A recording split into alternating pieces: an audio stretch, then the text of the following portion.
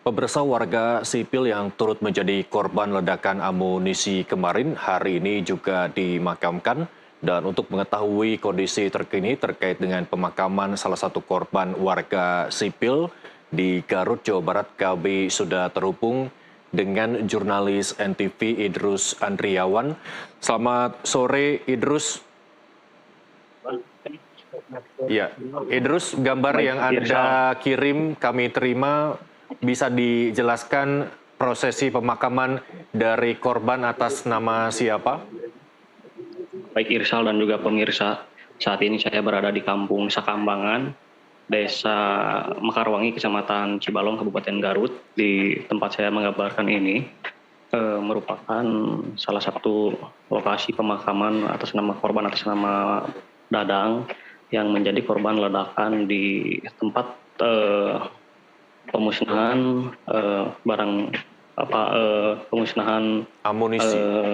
amunisi ya, pemusnahan amunisi di desa di Kecamatan Cibalong Garut pada hari Senin kemarin, dan nampak terlihat saat ini warga sedang melakukan pemakaman terhadap korban atas nama Dadang yang sekitar pukul 15 tadi sore dikembalikan kepada pihak keluarga dimakamkan, dan warga sipil yang sudah berhasil teridentifikasi dan sudah dikembalikan berjumlah 5 orang, dan sementara sisanya berjumlah 4 orang masih dilakukan proses identifikasi. Dan di tempat saya ini merupakan salah satu korban meninggal dalam insiden ledakan pemusnahan amunisi yang sudah tidak layak pakai di Kecamatan Cibalong. Demikian Irsal. Baik, Idrus, apakah Anda sempat berkomunikasi dengan pihak keluarga? Apa yang pihak keluarga ketahui terkait tragedi ledakan amunisi yang dilakukan oleh pihak TNI Angkatan Darat? Baik, berdasarkan informasi dari pihak keluarga, tadi sebelum jenazah diambil untuk dimakamkan, kami mendapatkan informasi bahwa korban memang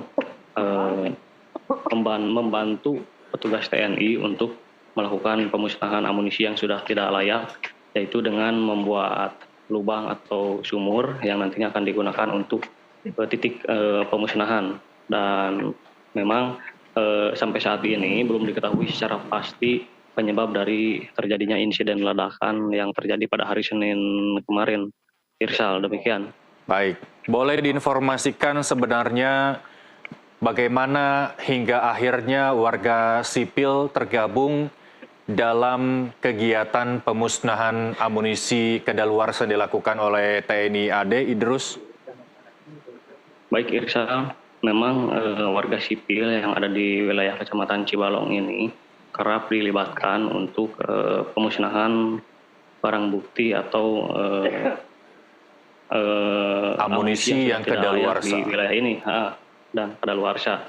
Memang kerap dilibatkan oleh anggota TNI untuk membantu, sifatnya untuk membantu dalam proses pemusnahan tersebut, Irsal. Demikian. Baik.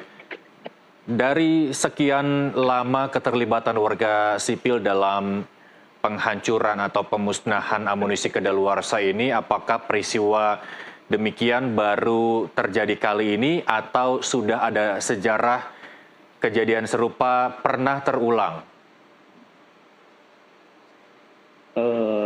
Berdasarkan informasi yang kami terima, memang di titik tersebut atau di lokasi terjadinya ledakan, memang lokasi tersebut memang kerap digunakan untuk pemusnahan barang bukti amunisi yang sudah tidak layak, Irsa. Dan memang informasi yang kami dapatkan, terjadinya ledakan baru diketahui baru pertama kali terjadi pada Senin kemarin, dan biasanya memang proses pemusnahan dilakukan dengan berjalan dengan lancar biasanya, dan belum diketahui secara pasti apakah penyebab dari terjadinya ledakan yang terjadi pada hari Senin kemarin. Baik. Demikian. Investigasi sedang dilakukan oleh pihak TNI Angkatan Darat, tapi masyarakat perlu tahu, Idrus, bisa Anda gambarkan bagaimana lokasi tempat pemusnahan amunisi kadaluarsa ini dengan lokasi rumah warga? Apakah dinilai cukup aman untuk melakukan peledakan itu, Idrus? Ya, berdasarkan informasi yang saya terima juga tadi siang dari salah satu petugas desa Sagara yang merupakan pemerintah desa yang dari wilayah yang terjadi ledakan, yaitu di kawasan Kampung Peledakan, Desa Sagara, Kecamatan Cibalong. Lokasi pemusnahan yang sering dilakukan atau sering digunakan oleh TNI, memang kondisinya terbilang dekat dengan pemukiman warga. Dengan jarak dari pemukiman ke titik pemusnahan itu antara 500 sampai 1 kilometer, dan titik terdekatnya itu 500 meter ke pemukiman warga. Dan memang untuk saat ini warga masyarakat berharap nantinya pemusnahan tidak kembali dilakukan di titik yang sama, karena memang kondisi untuk saat ini yang jarak antara titik lokasi dengan pemukiman yang sudah cukup dekat. Jika beberapa puluh tahun yang lalu memang titik ini sering digunakan untuk pemusnahan karena jauh dari pemukiman dan jauh dari pusat kota Garut. Irsal, demikian. Baik, kalau ada kelibatan warga sipil, apakah ini secara sukarela atau ada keuntungan secara ekonomi yang warga sipil dapatkan dari kegiatan pemusnahan amunisi ini, Idrus? Untuk warga sipil sendiri yang dilibatkan, memang mereka dilibatkan untuk membantu proses pemusnahan amunisi yang sudah tidak layak. Namun dari sisi keuntungannya sendiri, memang masyarakat diuntungkan dengan memungut sisa-sisa ledakan atau serpihan-serpihan berupa besi, tembaga maupun barang berharga lainnya yang bisa dijual untuk dijual. Kemudian mereka juga biasanya mendapatkan upah dari hasil penjualan tersebut. Irsal, demikian. Baik, apakah pemilihan warga yang dapat turut andil dalam pemusnahan amunisi ini dipilih oleh pihak TNI AD sendiri atau secara sukarela?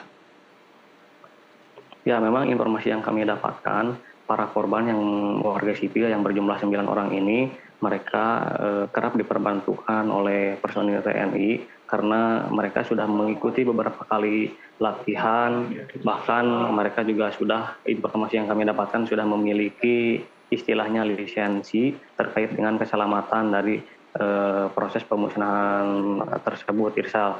Kemudian selain di tempat ini, memang para korban yang berjumlah 9 orang ini, mereka kerap dibawa juga ke luar kota seperti Papua dan kota-kota lainnya untuk melakukan aktivitas hal yang sama. Namun memang insiden kemarin belum diketahui secara pasti penyebabnya apa, sehingga para korban yang melibatkan warga sipil dan TNI ini meninggal dunia. Irsal. Baik, kita harapkan tidak ada kejadian serupa terjadi di Garut ataupun di wilayah lain terkait dengan pemusnahan amunisi ilegal ini. Tapi paling tidak, apakah Anda sudah dapat informasi dari warga sekitar untuk tidak lagi terlibat dalam pemusnahan amunisi ilegal yang dilakukan, amunisi kadaluarsa maksud kami, yang dilakukan oleh pihak TNI, Idrus? Ya, informasi yang kami dapatkan, memang warga masyarakat rencananya akan berupaya untuk komunikasi dengan pihak TNI baik dan juga pihak pemerintah setempat, dan juga dengan pemilik lahan di bawah Badan Konservasi Sumber Daya Alam atau BKSDA terkait dengan lokasi ini apakah masih layak untuk digunakan, dan warga masyarakat berharap memang lokasi ini tidak digunakan lagi untuk tempat pemusnahan pemusnahan barang bukti atau pemusnahan amunisi yang sudah tidak layak. Irsal. Baik. Pagi tadi, sebagai informasi, Idrus, Kepala Dinas Penerangan TNI Angkatan Darat atau Kadispenat Brigjen TNI Wahyu Yudayana menyatakan bahwa akan menanggung seluruh biaya pemakaman para korban. Apakah Anda sudah dapat informasi bahwa pernyataan dari Kadispenat ini sudah tertransfer dengan baik dalam hal ini? Sudah ada pihak TNI yang berkomunikasi dengan pihak keluarga terkait biaya pemakaman, Idrus? Baik, kita ada yang dapatkan informasi oleh awak media pada tadi siang, di mana ada Gubernur Jawa Barat dan juga didampingi oleh Panglima Kodam 3 Siliwangi dan juga Kapolda Jabar. Gubernur Jabar Deddy Mulyadi memang menyampaikan akan memberikan uang kerohiman atau uang untuk pemulasaraan jenazah yang nilainya memang tadi disebutkan berjumlah 50 juta per satu korban. Selain itu, pemerintah Provinsi Jawa Barat dan juga instansi terkait yaitu TNI dan polisi juga akan memberikan kompensasi kepada para korban. Terutama Deddy Mulyadi tadi menyebut bahwa para keluarga korban yang ditinggalkan anaknya akan disekolahkan hingga ke perguruan tinggi dan akan mendapatkan uang santunan setiap bulannya dari Pemprov Jabar. Demikian, Irsal.